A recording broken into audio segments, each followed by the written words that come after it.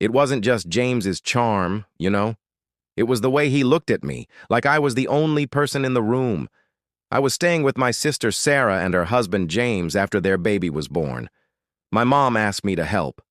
I left everything behind, my business, my routine, my place, and moved in for what I thought would be a short break.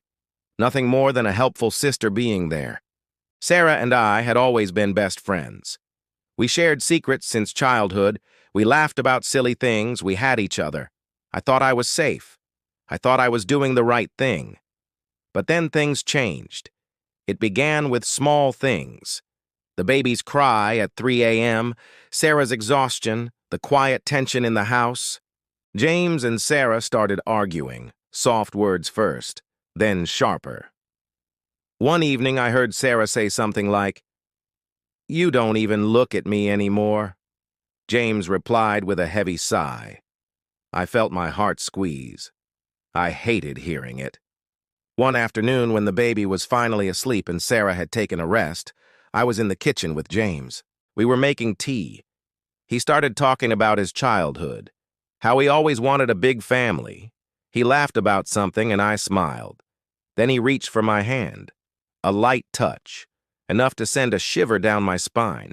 I pulled away, startled. He didn't say anything. He just looked at me, those eyes locked onto mine like they were searching. In my mind, I shouted, "Stop! Walk away!" But my body didn't obey. Later that night, we watched a movie. It was one of those bland, romantic comedies that Sarah loves. But I wasn't watching the screen. I was watching him. He shifted closer, closer still. I didn't move away. And then, when the movie ended, he leaned in and kissed me. I froze. I saw a million things in that moment: betrayal, guilt, excitement, fear. I should have pulled away. I didn't. I kissed him back. The guilt hit me like a brick. I felt heavy inside, but alongside that weight was a strange sense of being seen. For once, someone looked at me and didn't see me as just the sister. I started to believe things could change. Maybe I deserved it.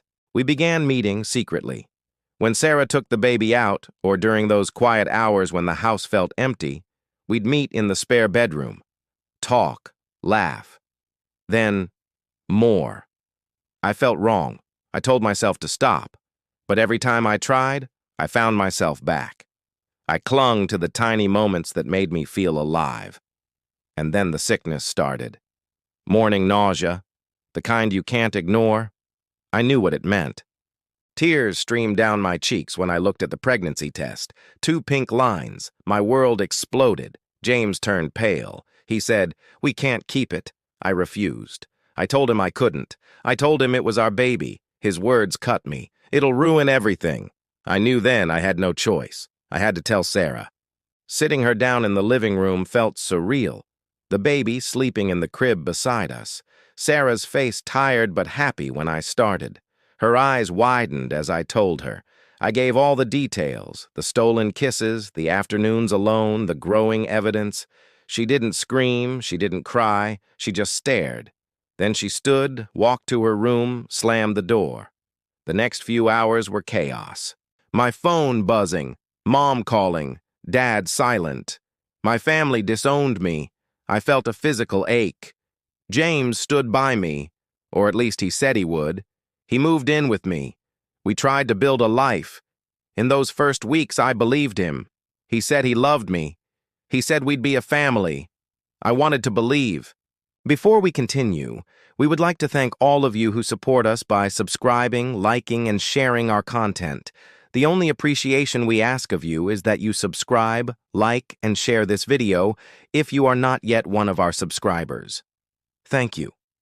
But the picture began to crack. I noticed his phone hidden. I noticed his voice low when I walked in.